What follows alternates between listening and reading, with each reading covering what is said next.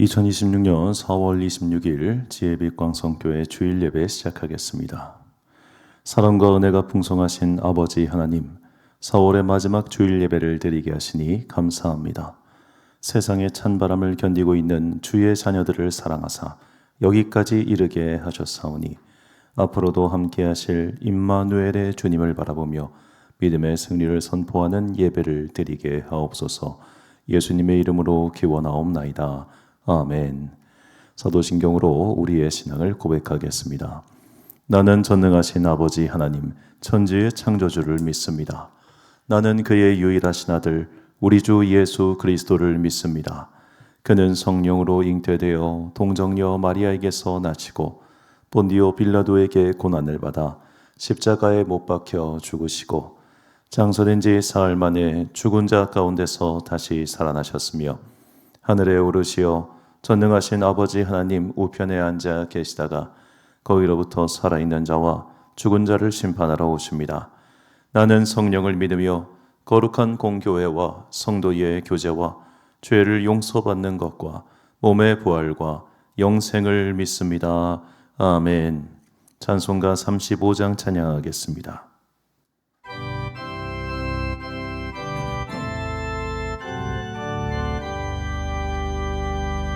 큰 영화로신 주 이곳에 오셔서 이 모인 자들로 주 백성 삼으사 그 중에 항상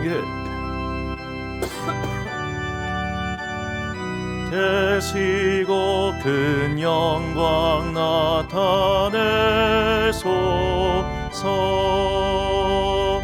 이 백성 기도와 노예 몰드림이 향내와 같으니 곧 받으옵소서. 주 예수 크신 복음을 주 예수 크신 복음을 만 백성 듣게 하소서. 또 우리 자손들 다 주를 기리고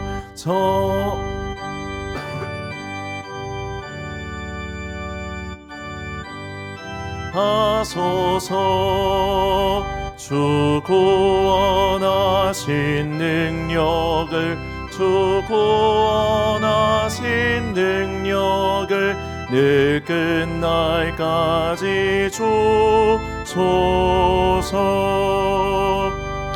주 믿는 만민이 참 진리 지키며 예 성도들같이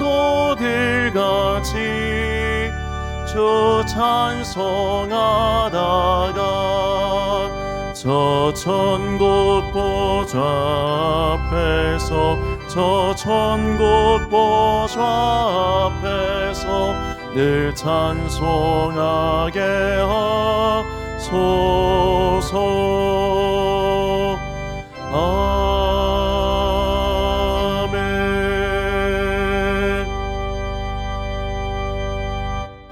한 주간 동안 하나님과 나만 하는 죄를 고백하며 침묵으로 회개의 기도를 드리겠습니다.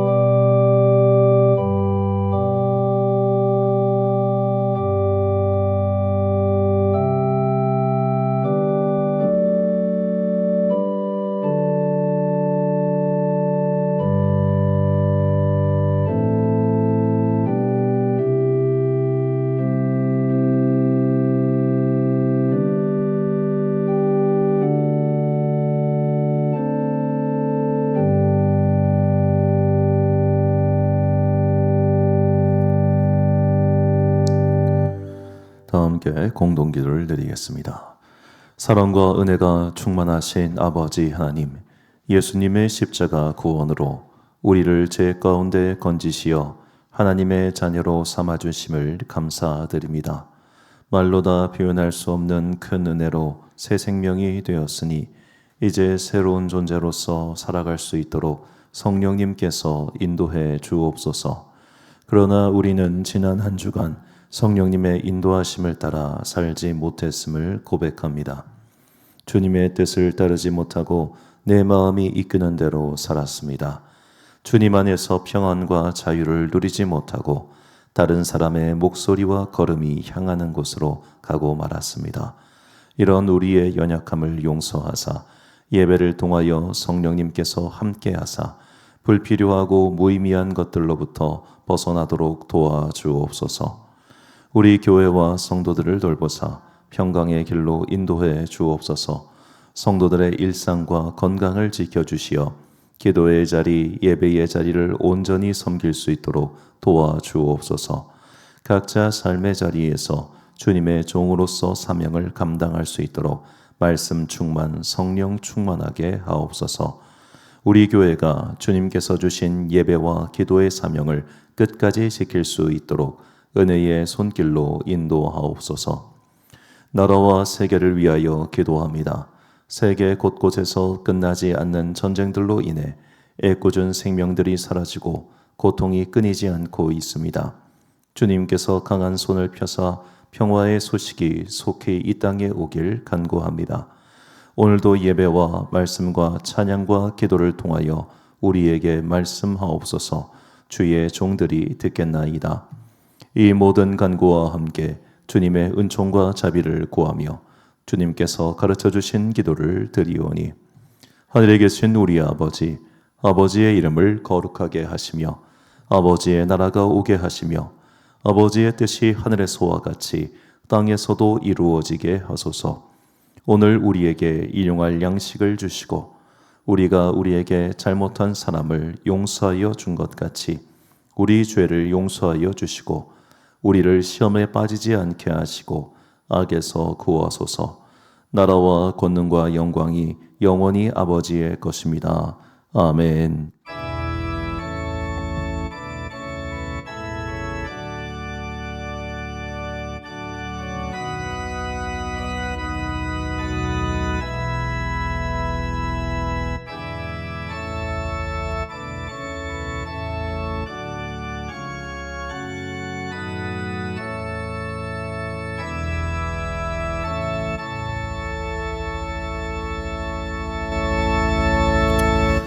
사제 말씀 선포하겠습니다. 내가 알거니와 여호와는 고난당하는 자를 변호해 주시며 궁핍한 자에게 정의를 베푸시리이다. 진실로 의인들이 주의 이름에 감사하며 정직한 자들이 주의 앞에서 살리이다. 아멘. 하나님께서 많은 환난과 고난 중에서 우리를 건지사 오늘 여기에 이르게 하셨습니다. 부족한 것도 감사하고 채워지지 않은 것도 감사합시다. 받은 은혜에 감사하는 사람은 마침내 구하지 않은 것들조차 어느샌가 채워주시는 은총을 경험하게 될 것입니다. 하나님의 채워주시는 큰 은혜를 날마다 체험하는 여러분과 제가 되시길 주님의 이름으로 축원합니다. 교독문 82번을 함께 교독하시겠습니다. 너희 안에 이 마음을 품으라. 곧 그리스도 예수의 마음이니 그는 근본 하나님의 본체시나 하나님과 동등됨을 취할 것으로 여기지 아니하시고 오히려 자기를 비워 종의 형체를 가지사 사람들과 같이 되셨고 사람의 모양으로 나타나사 자기를 낮추시고 죽기까지 복종하셨으니 곧 십자가에 죽으심이라. 이러므로 하나님이 그를 지극히 높여 모든 이름 위에 뛰어난 이름을 주사 하늘에 있는 자들과 땅에 있는 자들과 땅 아래에 있는 자들도 모든 무릎을 예수의 이름에 꿇게 하시고 함께 있습니다. 모든 입으로 예수 그리스도를 주라 시인하여 하나님 아버지께 영광을 돌리게 하셨느니라. 아멘. 찬송가 433장 찬양하겠습니다.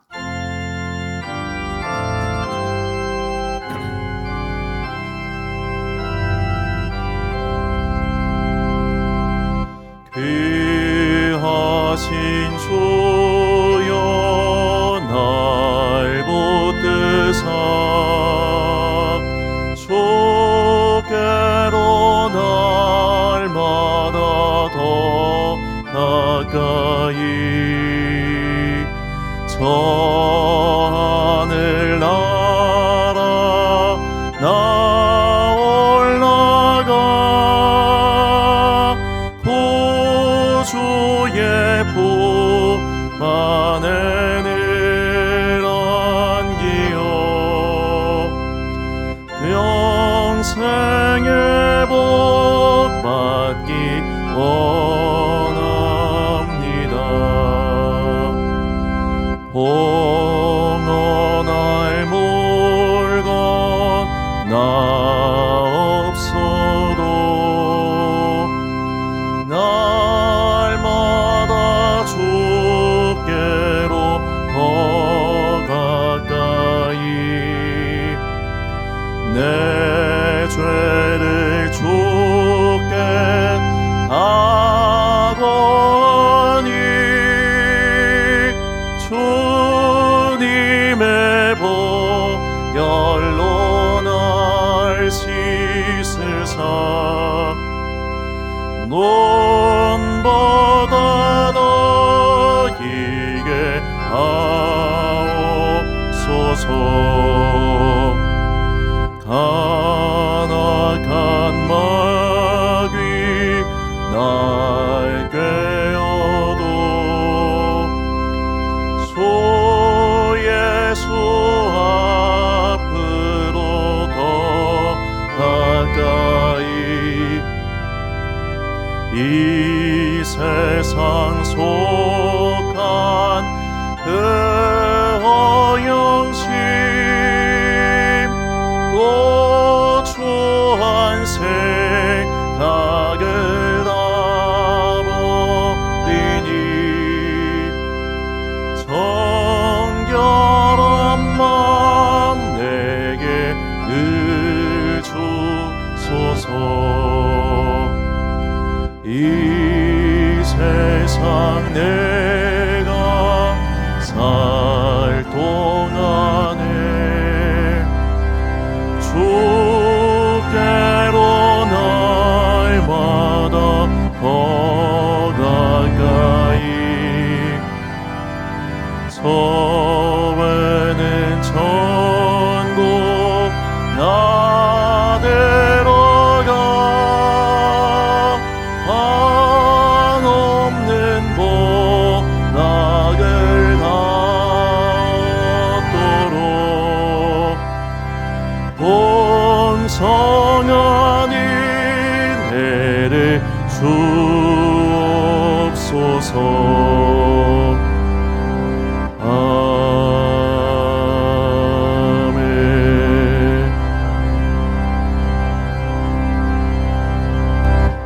지난주 봉헌하신 분들입니다. 김종학 집사님 가정에서 주저헌금 드리셨습니다. 오미영 집사님 가정에서 주저헌금 드리셨습니다. 문승식 형제님, 이규수 자매님 주저헌금 드리셨고, 박선민 집사님, 변규환 성도님, 홍현숙 집사님, 그리고 김영수 성도님, 박형 성도님 주저헌금 드리셨습니다. 엄영숙 권사님, 백유현 우양미 집사님 드리셨습니다. 11종국 김종학 집사님, 오영은 집사님, 김지율 성도, 홍현숙 집사님, 그리고 송성원 장로님, 그리고 오미영 집사님 드리셨고요. 감사헌금 오미영 집사님, 오영은 집사님, 스라 홍미숙 권사님, 그리고 박송희 자매님, 그리고 이석진 성도. 이분이 지금 두 번째 헌금하시는데 누군지 모르겠습니다. 아는 분은 말씀해 주십시오. 성경금 오영은 집사님, 김지율 성도 드렸습니다. 건축헌금 1,000번째 오영은 집사님 드리셨고요. 특별헌금 전주일교회 백만기 목사님, 그리고 남양주에서 목회하시는 장정주 목사님 드리셨습니다. 지난주 월요일 날 남양주에서 목회하시는 우리 장정주 목사님이 오셔가지고 이렇게 교회 주차장에서 붕어빵 전도 행사를 했습니다. 11시 반부터 1시까지 진행했는데요. 이제 우리 교회 주변에 식당이 늘어나면서 저는 월요일 점심에 그렇게 사람이 많은 줄 몰랐습니다.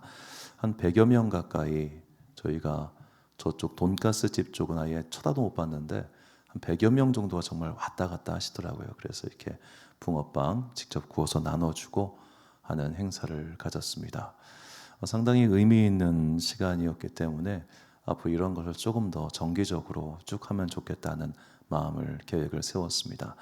그래서 이제 이번 주 오는 금요일이 노동절이죠. 그래서 노동절 기념해서 직장인 전도. 근데 노동절 5월 1일 날 아무도 없을 테니까 4월 29일 수요일 날 직장인 전도를 하려고 합니다. 오전 11시부터 오후 1시까지 진행할 거고요. 이번에는 붕어빵이 아니라 그 이클립스 있죠. 먹고 나면 그 입안 깔끔해지는 이클립스. 그걸 좀 대량으로 샀습니다. 그래서 이클립스를 담아서 나눠주는 이런 행사할 겁니다. 지난주에 이제 월요일날 해보니까 되게 감동적이었던 게 보통 붕어빵만 받고 그냥 가시거든요. 붕어빵도 안 받으려고 하세요, 사실. 근데 붕어빵을 좀 받으시던데 전도제는 잘 안 받으려고 하시는데 어떤 한 30대 청년쯤 되는 사람이 주지도 않았는데 붕어빵 쓱 받으면서 옆에 있는 전도지도 자기가 알아서 갖고 가더라고요.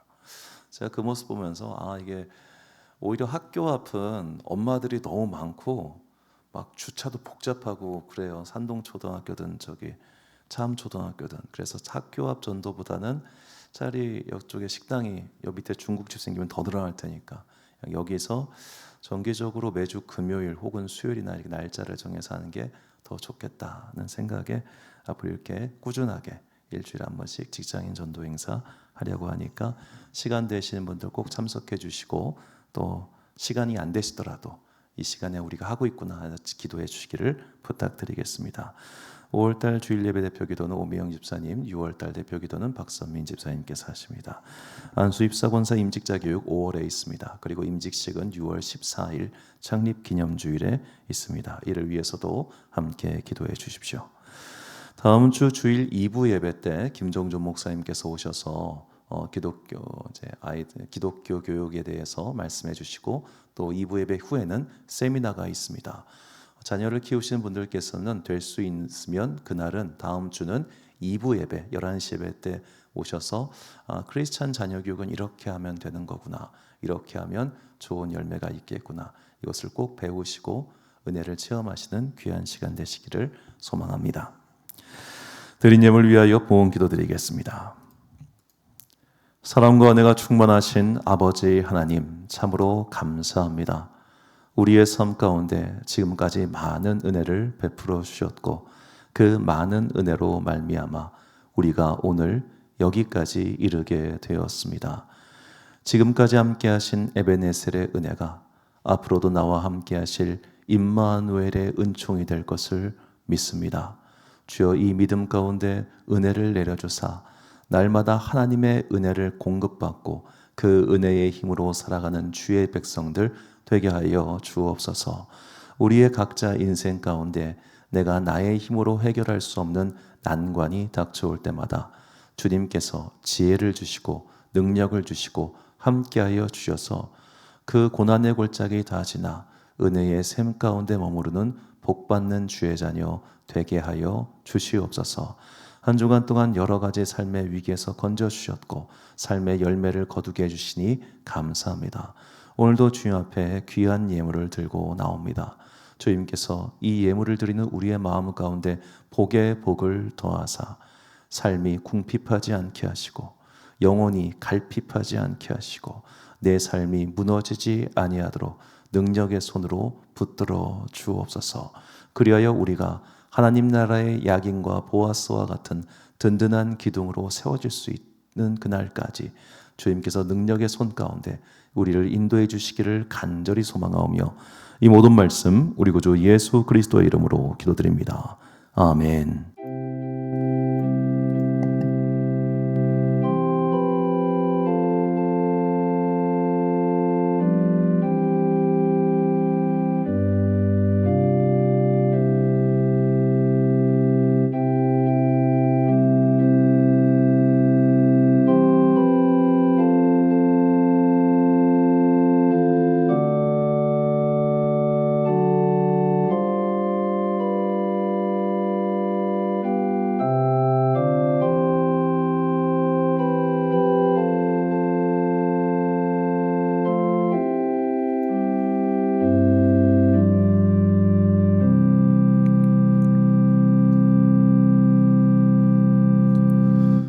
오늘 우리에게 주시는 하나님의 말씀 신명기 11장 8절부터 15절까지 말씀입니다. 신명기 11장 8절부터 15절까지 말씀. 저와 함께 한 절씩 교독하시겠습니다. 그러므로 너희는 내가 오늘 너희에게 명하는 모든 명령을 지키라.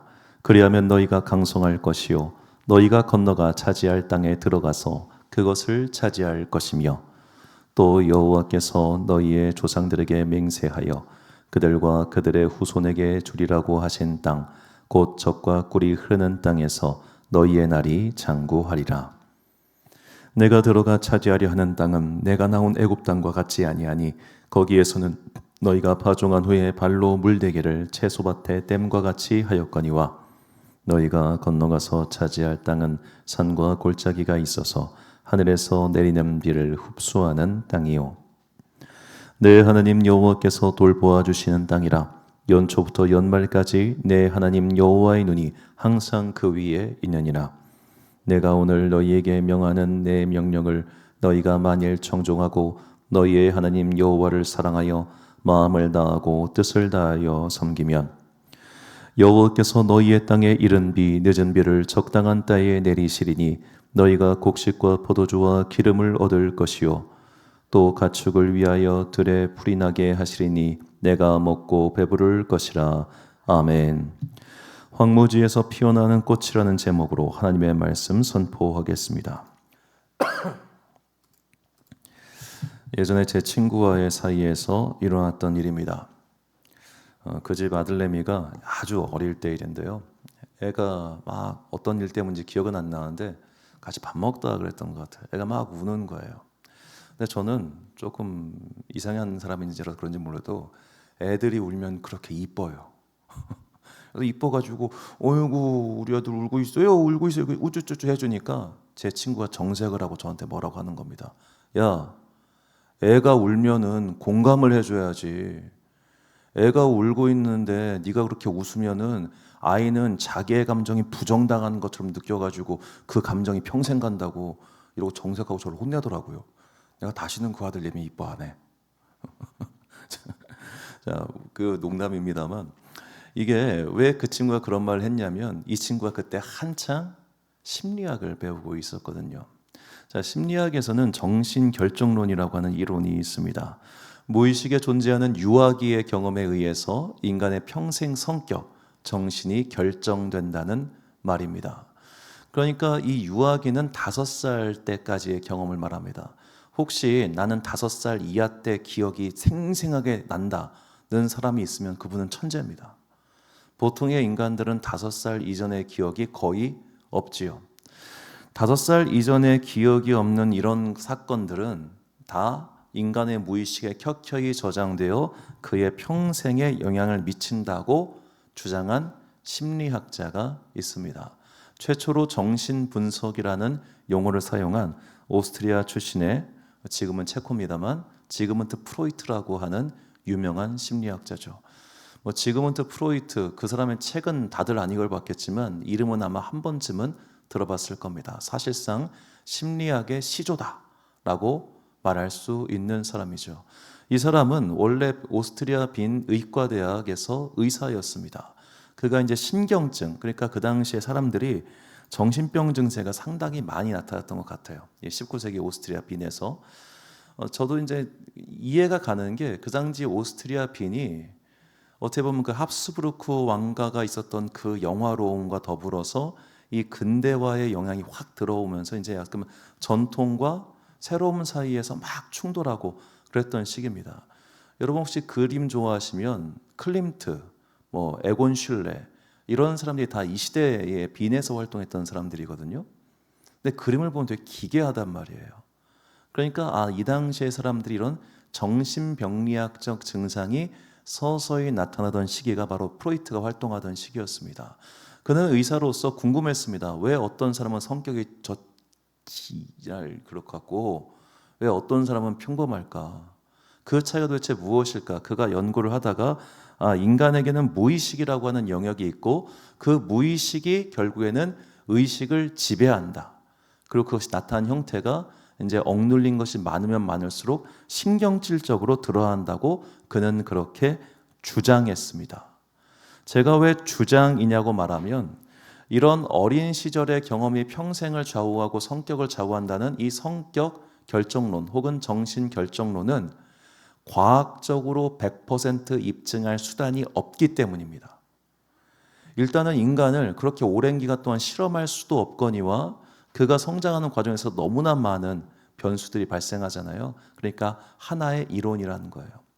자, 이렇게 지그문트 프로이트의 이론을 아주 잘 받아들여서 더 크게 확실하게 계승한 사람이 있는데 그의 딸인 안나 프로이트입니다.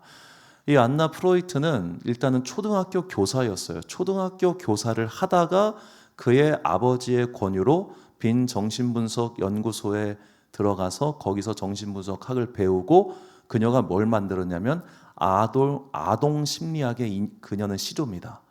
아동들이 어떤 심리적 기제를 가지게 되고 이것에 어떤 영향을 받는지를 그녀는 꼼꼼하게 연구했습니다. 그래서 나온 그녀의 저서의 제목이 참 기가 막힙니다. 5세 이전 아이의 성본능이 평생을 좌우한다. 그러니까 이 둘에 의해서 정신결정론이 아주 확고하게 자리 잡게 된 것이죠. 자, 이 정신결정론을 믿는 사람들은 일단은 자녀들을 키울 때 아주 세심합니다.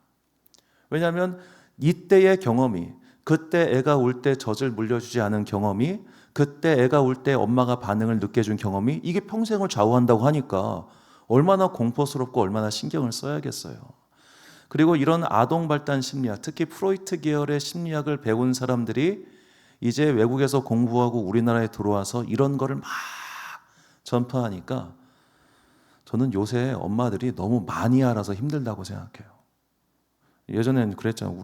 저희들 어렸을 때는 그냥 아무거나 먹이지 않았어요. 그냥 뭐 심지어 먹던 것도 할머니가 퇴한 것도 다시 집어넣고 그랬었는데 지금은 뭐 그냥 난리 아는 게 너무 많아.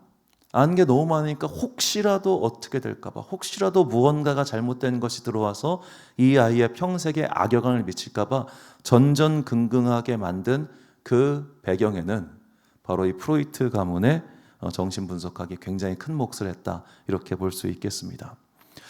자, 여러분은 인간이 변하지 않는다고 생각하십니까? 인간은 변하지 않아. 하여튼 이 사람 머리 검은 건 거두는 게 아니야. 그런 생각들, 그런 경험들이 꽤 많으시겠죠. 그런 경험들을 어떻게 보면 고착화시킨 게 이 프로이트 가문의 심리학이다라고 저는 그렇게 생각을 합니다. 그런데 이 프로이트 가문의 심리학을 이어받은 사람임에도 불구하고 그들과 전혀 다른 새로운 심리학의 세계를 열어준 사람이 있습니다. 미국에서 크게 활동했던 에릭 콤부르거 에릭슨이라고 하는 학자입니다. 그는 이런 모토를 가지고 있었습니다. 인간은 평생 변한다. 이 에릭 콤부르거 에릭슨은 그의 삶의 과정이 굉장히 복잡한 사람이었습니다. 일단 그는 덴마크 출신의 유태인 가문에서 태어났습니다. 그런데 그가 임신했을 때 그의 아버지가 그녀의 어머니를 떠납니다. 그래서 어머니가 혼자 그를 출산하게 됐는데 그를 데리고 임신한 상태로 어디를 갔냐면 독일로 가요. 독일로 가서 출산을 하고 출산 후에 얼마 지나지 않아서 아직 에릭슨이 굉장히 어릴 때 재혼을 합니다. 그게 이제 홈부르거라고 하는 유태인 출신의 독일 의사와 재혼을 해요. 그렇게 해서 이 두 사람은 이 에릭슨에게 자신이 양부라고 하는 것을 평생 숨기고 살아가려고 했습니다. 나중에 알게 되지만 일단 어린 시절에는 혹시 애가 좀 안 좋은 생각을 품을 수도 있으니까 그냥 우리 자식이라고 하자 해서 그냥 키워요. 좋은 부모죠. 실제로 이제 에릭슨은 자기의 양부를 굉장히 사랑하고 존경하고 좋아했습니다. 그런데 결정적인 문제가 있었어요. 이 에릭슨의 생김새였습니다. 에릭슨은 전형적인 북유럽 사람처럼 생겼어요. 금발에 푸른 눈. 우리로 치면은 우와 대단한 미남이다라고 생각하겠지만 이 외모가 그에게는 굉장히 큰 컴플렉스였습니다. 왜냐하면 그가 이제 독일로 갔잖아요. 독일에 가서 유태인 공동체에 들어가니까 야 너는 딱 봐도 유태인이 아닌데 넌 딱 봐도 노르만인. 이 노르만인이라는 표현은 이제 바이킹이라는 뜻입니다. 약간 좀 멸칭이죠. 야, 너는 바이킹인데 딱 이렇게 유태인 공동체에서도 거부당하고, 그렇다고 독일인 공동체로 들어가려고 해도 야, 너는 유태인이자 해서 거부당했어요. 그러니까 그의 초등학교, 중학교 시절은 온통 거절의 경험뿐이었습니다. 그래서 그가 그 당시에 그냥 우리로 치면 한 중학교 졸업 그 정도로 그냥 학업을 끝내버려요. 나 안 해 하고. 그리고 유럽 전체를 방황하며 빙글빙글 돌아다닙니다. 그렇게 방황하다가 만난 은사가 누구냐면 바로 프로이트의 딸인 안나 프로이트였어요. 안나 프로이트는 그에게 너 정신분석을 한번 공부해봐. 그걸 공부하면 네가 왜 이렇게 성격이 이렇게 됐는지 정신분석으로 그걸 알 수 있어 라고 권합니다. 그리고 그는 정신분석 연구소에 들어가서 거기서 이제 학위를 받고 나중에 나와서 이제 나치 독일이 막 등장하기 시작하니까 미국으로 가죠. 미국에 가서 그의 학문이 꽃피우게 됩니다. 자, 에릭슨은 분명히 어린 시절, 초등학교 시절, 자기가 자아가 형성될 그 무렵에 좋지 않은 경험을 했습니다. 출산하고 몇 년 동안 그는 제대로 된 돌봄을 받지 못했죠. 자, 만약에 그가 그 경험이 그의 일생을 좌우했다면 그는 성공한 인생이 될 수 없었을 겁니다. 그러나 그는 감사하게도 성장한 이후에 성인이 되고 나서 좋은 일들을 경험했습니다. 좋은 은사를 만났고 좋은 경험 학위를 쌓았고 또 운 좋게도 미국으로 가서 그곳에서 자리 잡고 성공했습니다. 그가 예일대학교와 하버드대학교 교수를까지 했거든요. 그렇게 해서 나온 그 에릭슨의 발달 이론은 아마 한 번쯤은 들어봤을 이론입니다. 그러니까 프로이트는 그 아이들을 그냥 항문기, 구강기, 남근기, 장복기, 생식기 이렇게만 해서 12세 이전의 경험이 그의 평생을 좌우한다 이렇게 가르쳤지만 에릭슨은 아니다. 사람은 평생 동안 성장한다. 출생기가 있고 어릴 때가 영아기가 있고 유아기가 있고 초등기가 있고 청년기, 청소년기가 있고 성년기가 있고 중년기가 있고 노년기가 있다. 이 모든 과정을 통해서 사람은 발전하고 새로워진다는 것을 새롭게 이론을 정립한 것입니다. 누군가는 어렸을 때의 사건, 어렸을 때의 경험이 평생을 좌우한다고 생각했습니다. 그래서 사람들이 강조했습니다. 애들 어렸을 때는 절대로 함부로 키우면 안 돼. 애들 어렸을 때는 좋은 거 다 해줘야 되고 빨리빨리 응답해줘야 되고 최선을 다해줘야 돼. 그런데 에릭슨은 그렇게 말하지 않습니다. 사람은 나이가 들어서도 좋은 경험하면 변해. 좋은 경험하면 성격이 변하고 좋은 경험하면 인생이 통합돼. 부정적인 경험이든 긍정적인 경험이든 그 모든 게 그를 다 만들어가고 살리는 그의 양분이 된다고 그는 믿었습니다. 그가 어떻게 이렇게 믿었을까요? 에릭슨은 기독교인이었거든요. 에릭슨은 미국에 가서 이제 원래 그의 이름이 에릭 홈부르거예요. 그의 양부의 성을 따서 에릭 홈부르거인데 그는 미국에서 쓸 자기의 새로운 성을 만듭니다. 그게 에릭슨이라는 성이에요. 에릭이라는 그의 이름에 영어 아들 뜻하는 son을 붙인 겁니다. 왜 그가 붙였냐면 그는 자기의 양부를 존경할 뿐만 아니라 자기의 생부, 그래도 나를 태어나게 한 얼굴 한번 본 적 없고 이름밖에 모르지만 내가 그의 목도 존중한다는 뜻에서 그의 성을 에릭슨이라고 지은 겁니다. 그러니까 그의 이름 자체가 하나의 자아 통합을 상징하는 거죠. 어렸을 때는 분명히 부정적인 경험을 했습니다. 큰 결핍이 있었습니다. 부족함이 있었습니다. 그러나 그의 인생의 여러 가지 만남과 사건으로 인해 그의 인생은 풍성해졌습니다. 바뀐 거죠. 우리는 이런 에릭슨의 경험이 우리의 믿음의 경험이 되어야 한다고 저는 생각합니다. 부족한 것도, 안 되는 것도, 실패하는 것도, 척박한 것도 하나님의 섭리 안에 들어가면 다 은혜의 원동력이 됩니다. 오늘 본문은 하나님께서 이스라엘 백성에게 약속하신 땅이 어떠한 땅인지를 설명하는 구절입니다. 본문 10절과 11절 말씀을 보니까 내가 들어가 차지하려는 땅은 내가 나온 애굽 땅과 같지 아니하니 거기에선 너희가 파종한 후에 밭로 물내기를 채소밭에 댐과 같이 하였거니와 너희가 건너가서 차지할 땅은 산과 골짜기가 있어서 하늘에서 내리는 비를 흡수하는 땅이요. 자, 저게 무슨 말이냐면 이집트 땅은 그야말로 물이 풍성해서 밭에 물 대는 게 그냥 마음껏 될 수 있었다는 얘기입니다. 콸콸콸. 너희가 쓰고 싶은 만큼 물을 갖다 쓸 수 있는 곳이 나일강 일대였다는 거예요. 더구나 이스라엘 민족이 살았던 이집트의 땅은 고센 땅이라고 나일강 유역 전체에서도 비옥한 곳이었습니다. 그러니까 그들이 비록 사회 하층민으로 노동하며 살고 있었지만 그들은 꽤나 부자로 살았다는 이야기예요. 좀 거친 비유를 들자면 오늘날 미국에서 새벽에 도너츠 굽고 팔고 있는 사람들과 똑같다는 겁니다. 제 예전에 알고 있던 목사님이 저보고 이 목사도 미국 가서 도넛 구워라고 하셨어요. 왜 나보고 도넛 구우라는 거예요? 걔네들 도넛 구워서 한 달에 500 벌어. 새벽에 도넛 굽는 일을 아무도 안 한대요. 왜? 힘드니까. 근데 한국 사람들이 가서 다 그런 거 했다는 거예요. 새벽에 빨래하고 새벽에 도넛 구워서 이제 스타벅스 납품하고 이런 것만 해도 미국에서는 5, 600을 번대요. 물론 월세가 그만큼 비싸기 때문에 쑥쑥 나가겠지만 여하튼 그런 식으로 이집트에서 노예 생활을 하고 있었지만 이스라엘 민족은 풍족했어요. 그런데 이들이 새로 들어갈 땅은 이집트 땅처럼 물이 많고 풍족한 땅이 아니라는 거예요. 비가 오면 땅이 비를 흡수한다. 즉 저수지를 만들 수 없다는 이야기입니다. 물을 저장해서 그때그때 필요할 때마다 물을 쓸 수 없는 땅이라는 겁니다. 하나도 좋은 땅이 아닌 것이죠. 자, 하나님께서는 왜 이렇게 하나도 좋지 않은 땅을 그들에게 약속하시고 그들에게 가라고 하셨을까요? 그 하나도 좋지 않은 땅을. 원래 이집트 땅에 비하면은 정말로 형편없는 그 땅으로 왜 가라고 하셨을까요?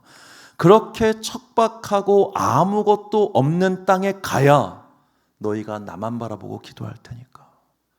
거기를 가야 너희가 땅의 소산물 이것만 가지고 풍족하고 행복하게 지내는 게 아니라 나를 바라보고 나에게만 기도하고 나에게만 예배해야만 생존할 수 있는 그 땅으로 내가 너희를 불렀다는 겁니다. 왜? 그렇게 해야 너희가 나에게 쓰임받을 제사장 나라가 될 수 있기 때문이죠. 13절부터 15절까지 말씀 보니까요. 내가 오늘 너희에게 명하는 내 명령을 너희가 만일 청종하고 너희의 하나님 여호와를 사랑하여 마음을 다하고 뜻을 다하여 섬기면 여호와께서 너희의 땅에 이른 비 늦은 비를 적당한 때에 내리시리니 너희가 곡식과 포도주와 기름을 얻을 것이요 또 가축을 위하여 들에 풀이 나게 하시리니 내가 먹고 배부를 것이라. 그러니까 너희가 나를 잘 믿으면 너희는 풍족할 거야. 먹고 살 수 있을 거야. 그러나 너희가 나를 안 믿으면 너희는 망할 거야. 아주 극단적인 상황에 처한 그 땅에 그들을 보내셨습니다. 그들의 믿음을 위하여. 자, 지금 주식이 다시 또 막 7천 가까이 올라가죠? 그러면 여러분 어떤 생각 듭니까? 어머, 나도 빨리 사야겠다. 이런 생각 들지 않겠어요? 어제 제가 인터넷 예스24 그 크레마 1년 구독권이 있다 보니까 항상 올라오는 책들을 쭉 볼 수 있습니다. 보는데 어떤 김세희 씨라고 하는 분이 쓴 분양권에 관한 책이 딱 있는 거예요. 그래서 그 책을 읽어봤어요. 궁금해서. 그래서 거기에 아주 명구절이 있더라고. 분양권은 적은 돈으로 수익을 올릴 수 있는 좋은 사업이다. 여러분이 돈이 없다면 분양권에 투자해라. 그런 이야기였습니다. 근데 읽다 보니까 전 분양권과 청약권이 뭔지도 구분을 못하기 때문에 솔직히 읽으면서도 머리가 아프더라고요. 자, 우리는 이런 이야기를 들으면 혹합니다. 어머, 그럼 나도 3천만 원 대출 받아가지고 일단 마이너스 프리미엄 분양권부터 사서 그거부터 투자를 해볼까? 그런 생각이 들겠죠. 나도 한 1,000만 원쯤 대출 받아가지고 주식시장 투자해가지고 지금 장이 활용하니까 SK 하이닉스나 삼성전자 주식을 사가지고 지금 갖고 있으면 오르지 않을까? 이런 생각하겠죠. 누군가는 코스피 8,000이 될 것이다, 만이 될 것이다 이렇게 이야기를 하니까 막 두근두근 거리잖아요. 이스라엘의 상황이 딱 그랬어요. 이스라엘은 자기네들만 척박해요. 그 옆에는 뭐가 있었냐면 세상에서 가장 부유한 이집트와 메소포타미아가 있었습니다. 그러니까 이 시나이 반도, 여기 예루살렘과 시나이 반도 이쪽 땅이 있고 이쪽 나일강 유역에 풍부한 이집트 땅이 있고 티그리스 유프라테스 강이라고 하는 풍성한 땅이 있었어요.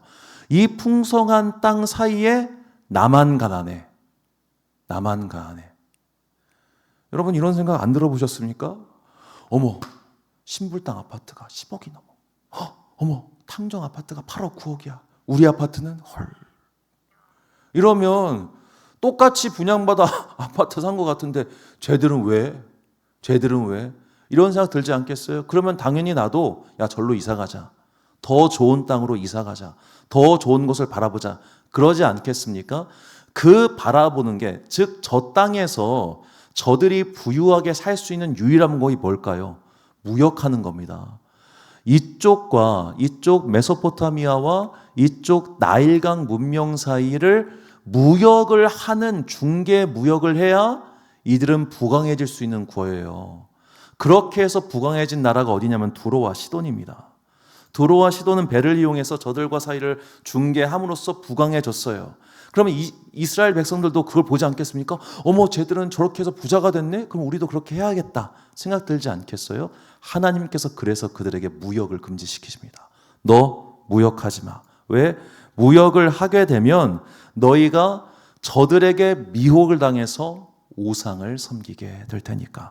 본문 16절과 17절 말씀 보니까 너희는 스스로 삼가라. 두렵건대 마음에 미혹하여 돌이켜 다른 신들을 섬기며 그것에게 절함으로 여호와께서 너희에게 진노하사 하늘을 닫아 비를 내리지 아니하며 땅이 소산을 내지 않게 하심으로 너희가 여호와께서 주신 아름다운 땅에서 속히 멸망할까 하노라.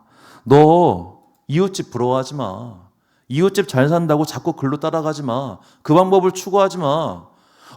이번에 이웃집 아들이 세상에 엄마가 803 갓바위 가가지고 치성을 드리니까 세상에 서울대를 갔대. 어머, 그래? 그럼 나도 아침에는 803 갓바위 갔다가 저녁에는 교회 와서 기도를 해야겠네. 그런 생각할 거 아니에요. 여러분, 대전 월드컵 경기장에서 803 갓바위로 새벽에 출발하는 버스가 있다는 거 아십니까? 줄 서서 가더만. 대전에서 대구까지. 세상에. 제가 그걸 보고 얼마나 놀랐는지 몰라요. 아주 그냥 감탄이야, 감탄. 그게 뭐예요, 그게? 누군가가 이거에서 잘 된다고 하니까 글로 가버릴 테니까 하나님께서는 아예 뭐라고 하셨냐? 거기 쳐다보지도 마. 그거 보지도 마. 너는 옆에도 보지 말고 뒤도 보지 말고 뭘 봐봐? 넌 나만 바라봐. 넌 나만 바라봐. 네가 나만 바라보면 내가 너희 삶에 이른 비 늦은 비, 즉 적당한 때에 적당한 걸 줘서 너를 살려줄 거야. 너를 절대로 망하지 않게 할 거야. 이것이 하나님께서 이스라엘 민족을 그 땅에 보내신 이유고 아브라함을 또한 그 땅에 보내신 이유입니다. 아브라함이 갈대아 우르를 떠나서 이제 이스라엘 땅으로 갔지요. 그 당시 갈대아 우르는 세계에서 가장 오래되고 부강한 도시 중 하나였습니다. 그런데 이 갈대아 우르가 여기 보면 이제 페르시아만이라고 있는데 이 페르시아만에서 올라오는 그 염분, 소금기 때문에 도시가 점점 수확량이 적어지면서 망해가고 있었어요. 그래서 아브라함의 아버지인 데라가 우리 그럼 이쪽 하란으로 이주하자 해서 이쪽 하란으로 가게 됩니다. 자, 하란은 유프라테스강 상류에 위치한 도시죠. 그러니까 이쪽 동네는 다 역사가 3,000년, 4,000년 되는 매우 오래된 고도시입니다. 다 잘 사는 동네였어요. 잘 사는 동네가 땅값이 떨어지자 그 다음 잘 사는 동네로 이주를 한 겁니다. 야, 신불땅보다는 요새 탕정이 뜬다니까 탕정으로 가자 하고 일로 이사를 한 거예요. 비유를 하자면. 그런데 여기에서 살고 있던 아브라함을 하나님께서 야, 너는 이 잘 사는 동네 말고 이쪽 산동리로 와라 해가지고 예루살렘으로 이렇게 부르신 겁니다. 왜 부르셨냐? 너 잘 사는 동네 계속 살면 거기 물 들어가지고 너 나 안 봐. 너 나 안 믿어. 너 그렇게 부유하고 잘 살고 네가 아주 그냥 기름진 땅에 살면은 너 예배 안 드려. 너 기도 안 해. 그러니까 너를 나에게 기도해야만 살 수 있는 땅으로, 나에게 예배 드려야만 살 수 있는 땅으로 너를 부른 거야. 이것이 하나님께서 오늘 우리의 인생 가운데 고난과 어려움을 두신 이유입니다. 우리의 삶에 그 어떤 결핍도 없으면 얼마나 좋겠습니까만 우리는 무언가 부족한 게 있죠. 사랑이 부족한 사람도 있고 돈이 부족한 사람은 너무나 많고 그리고 우정이 부족한 사람 여러 가지 부족한 것들이 있죠. 자, 모든 것이 충족되어 있고 또 내가 충족시킬 수단이 현세에 존재한다면 우리는 결코 하나님을 의지하지 않을 겁니다. 사람을 의지하고 사람을 찾고 나의 힘을 의지하겠지요. 그런 사람은 결코 믿음의 사람이 될 수 없습니다. 그렇기 때문에 하나님께서는 오늘 나의 영혼을 구원하시기 위하여, 오늘 나의 영혼을 저 천국으로, 하나님 나라로, 영원한 영생과 평강으로 인도하시기 위하여 우리의 삶 가운데 고난과 어려움이라고 하는 황무지를 두신 겁니다. 너는 그렇게 안 하면 나 안 믿어. 너는 그렇게 고난을 겪지 않으면 나한테 기도 안 해. 저한테 하시는 말씀이기도 해요. 왜 이렇게 어려움을 겪게 하시는지. 그런데 생각해 보니까 그렇게 안 했으면 내가 예수님을 안 믿었을 것 같아요. 저는 제가 구원받기 위해서 목사하는 겁니다. 이건 단언한데 말씀드릴 수 있습니다. 타인의 영혼권도 중요하지만 일단 내 영혼권이 되게 중요하기 때문에 나는 목사라도 안 했으면 정말 예수님 안 믿었을 것 같아서 맨날 앉아가지고 목사 설교다 비판하면서 저거 설교 저렇게 하는 거 아니요, 이런 말이나 해야 될 테니까 그렇게 교만 떨다가 멸망하지 않게 하려고 저를 목사의 자리에서 떠나지 못하게 하시는 거라 저는 그렇게 믿고 있습니다. 우리의 모두의 삶도 마찬가지겠죠. 하나님께서 오늘 나의 삶에 걸림돌을 두신 이유, 환난을 두신 이유, 고난을 만나게 하신 이유는 계속해서 주님께 매달리게 하기 위함일 겁니다. 인생에 결핍이 있었으나 그 결핍을 믿음으로 승화시킨 사람이 있습니다. 우리가 너무나 잘 알고 있는 다윗이라고 하는 사람이죠. 다윗은 일단은 어렸을 때부터 다윗은 분명히 큰 결핍을 느끼며 살았을 겁니다. 왜냐하면 그가 형이 7명이고 누나가 3명이에요. 자, 지금이면 막내가 제일 예쁘고 귀하겠지만 그 당시 그 옛날에 농경사회에서 막내 아들은, 늦둥이 막내 아들은 입이 그냥 입만 늘어나는 그런 거죠. 얘 하나 더 생김으로써 비추출이 늘어나지 않습니까? 왜냐하면 얘 클 때까지는 시간이 걸리니까. 그러니까 그가 아버지의 양을 친 겁니다. 그의 아버지 이세는 농사 짓는 사람이에요. 농사 짓는 사람이 양을 키워야 몇 마리나 키웠겠습니까? 그렇기 때문에 우리가 사무엘상 17장 18절을 보면 그의 형 엘리압이 다윗에게 하는 말을 통해서 다윗이 집안에서 어떤 대접을 받았는지 알 수 있습니다. 사무엘상 17장 18절을 세 번역으로 읽으면 다윗이 군인들과 이렇게 이야기하는 것을 맏형 엘리압이 듣고 다윗에게 화를 내며 꾸짖었다. 너는 어쩌자고 여기까지 내려왔느냐? 들판에 있는 몇 마리도 안 되는 양은 누구에게 떠맡겨 놓았느냐? 이 건방지고 고집센 녀석아, 내가 전쟁 구경을 하려 내려온 것을 누가 모를 줄 아느냐? 저 원문을 보면 이 엘리압의 표현이 훨씬 더 강경합니다. 나는 안다. 네가 건방지고 악하다는 것을. 저 고집세다는 말이 히브리어 라예요. 라는 악하다는 뜻입니다. 그러니까 그 우리말 번역하는 사람이 최대한 조금 뭐라고 해야 될까요? 좀 순화해서 표현한 건데 나는 안다. 네가 교만하고 악하다는 것을. 그리고 몇 마리도 안 되는 양. 이 양이 무슨 양이 쓸모없는 거예요.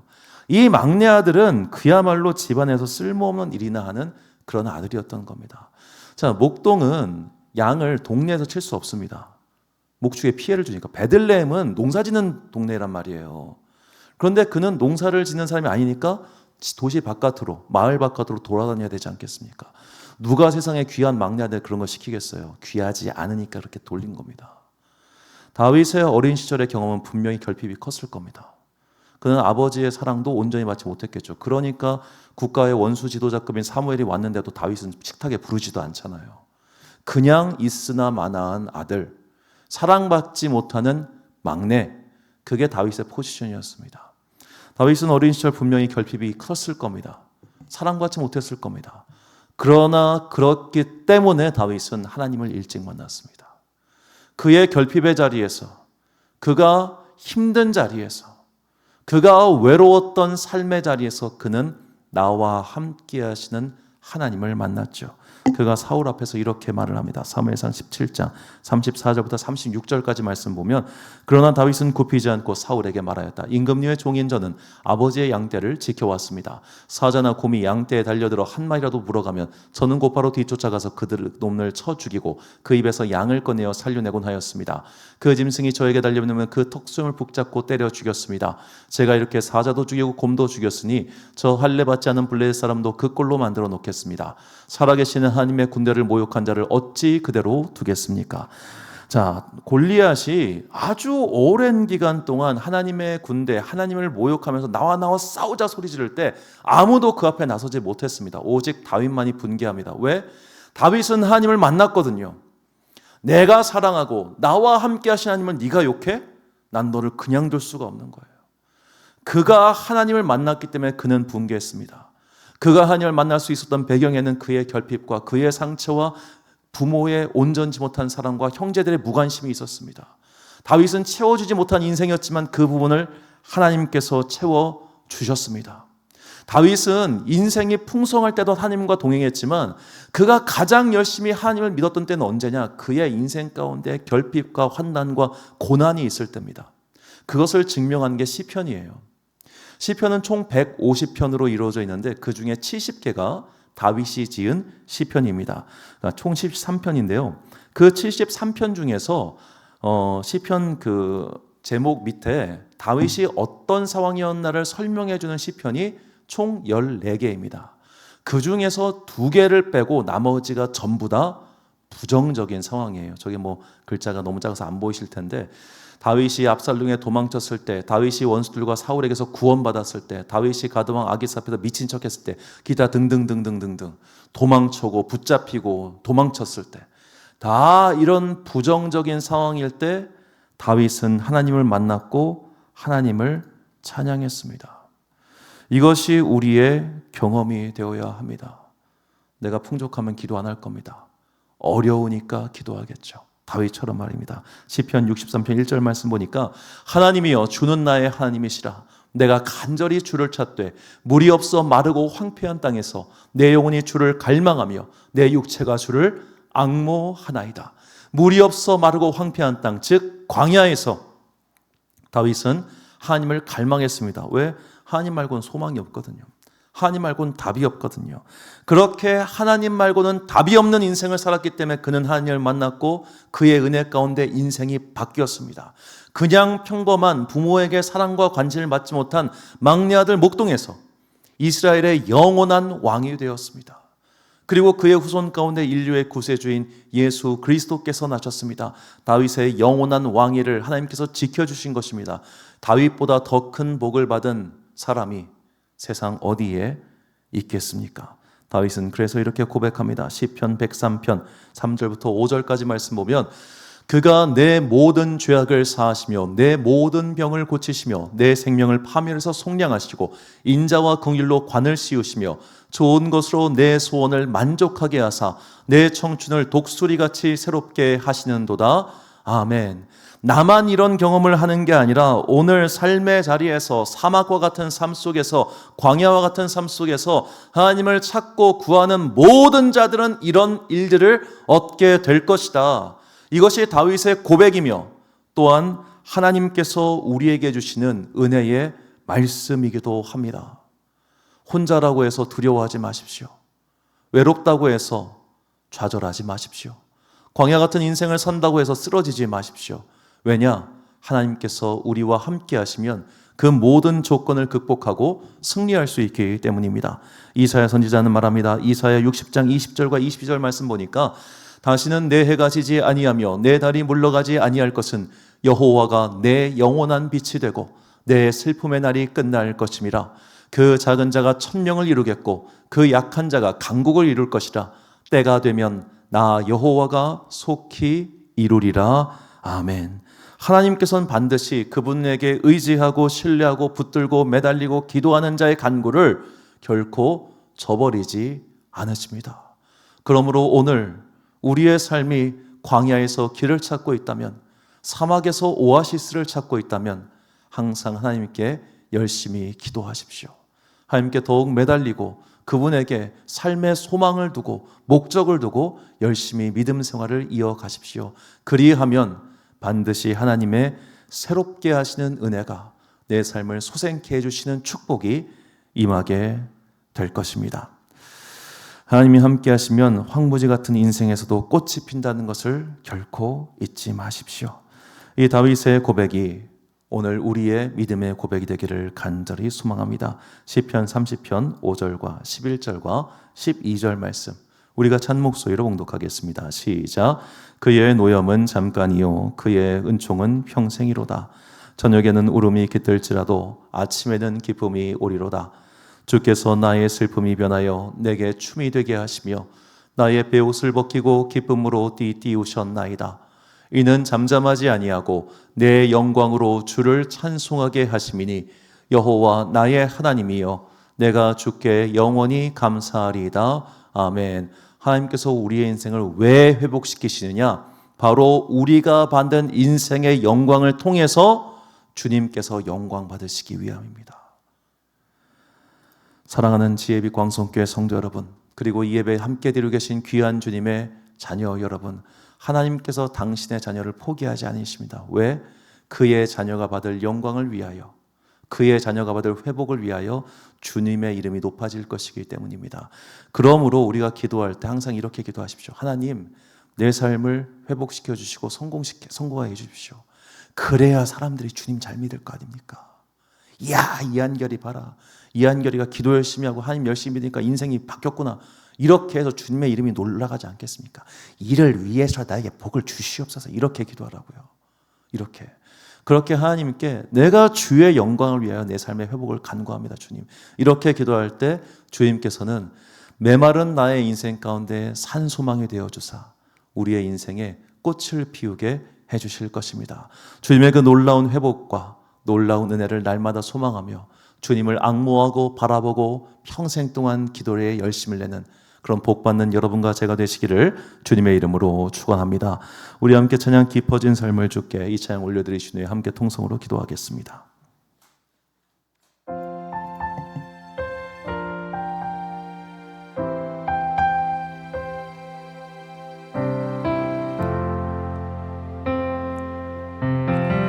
은혜로 날 보듬으시고 사랑으로 품어주셔도 내 마음 한 자락도 지키지 못하는 이 모습 부끄럽습니다. 따스한 곁을 내어주신 따스한 곁을 내어주신 주님 앞에 나아갑니다. 표현 못할 긍휼로 나를 붙드시는 주 이름만 바라봅니다.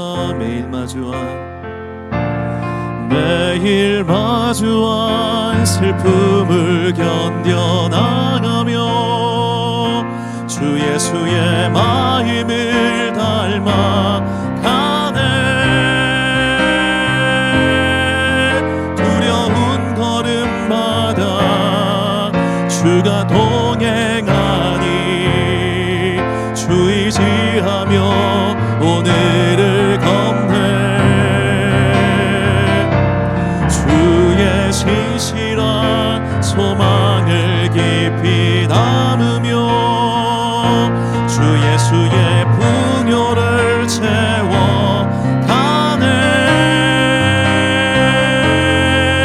하나님의 자녀로 명예 지켜가며 깊어진 삶을 주께 드리네. 매일 마주한 슬픔을 견뎌나가며 주 예수의 마음을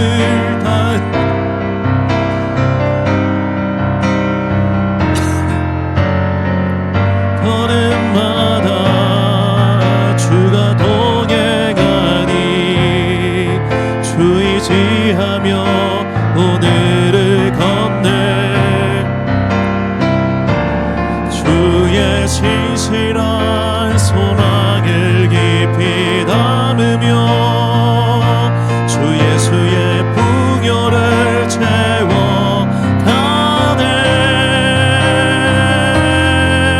하나님의 자녀로 명예 지켜가며 깊어진 삶을 주께 드리네. 아멘. 우리 같이 동성으로 기도하겠습니다. 주님, 이 시간 우리부터 내가 절망 중에도 항상 기도하며 고난 중에도 항상 갈망하며 환난 중에도 언제나 예배하겠습니다. 주님을 앙모하고 주님께 기도함으로 말미암아 나의 인생의 고난과 슬픔과 아픔과 고통과 애통을 반드시 극복하는 승리의 자녀가 되게 해달라고 우리 같이 주여 한번 부르고 기도하겠습니다. 주여,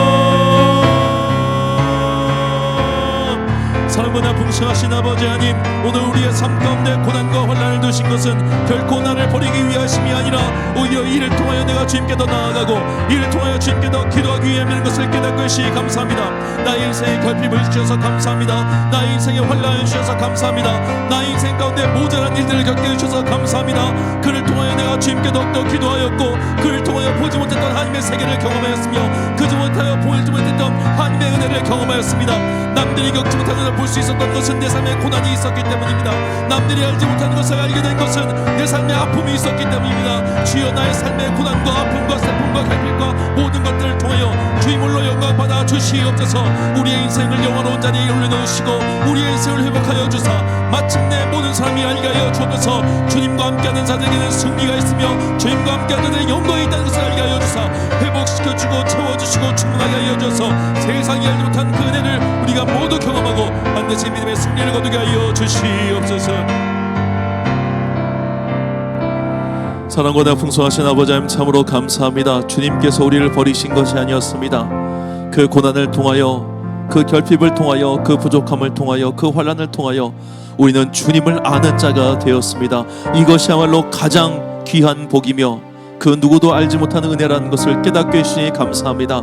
내가 만난 하나님, 내가 경험한 하나님, 그 은혜의 경험을 굳건히 쥐고 일평생 사는 동안 주를 떠나지 않게 하여 주시옵소서. 그리하여 회복된 인생을 통하여, 승리단 인생을 통하여, 풍요로워진 나의 삶을 통하여 주님께 영광 돌리는 복된 인생 되게 하여 주시옵소서. 우리가 그런 복을 받는 그날까지 주님은 우리를 바라보고 계실 것입니다. 그러니 나 또한 이제 나의 시선과 나의 마음을 주님께 두고 살아가겠습니다. 평생 주를 앙모함으로 말미암아 우리의 인생이 독수리와 같이 저 높이 날아오기를 간절히 소망하오며, 지금은 우리 주 예수 그리스도의 은혜와 하나님 아버지의 놀라우신 사랑과 성령님의 교통하심이 인생의 저 밑바닥 속에서 주님께 부르짖음으로 말미암아 주님의 손을 붙잡고 저 창공이를 논인이라 다짐하는 주님의 귀한 자녀들 머리 위에 지금부터 영원까지 함께 하시기를 간절히 축원하옵나이다.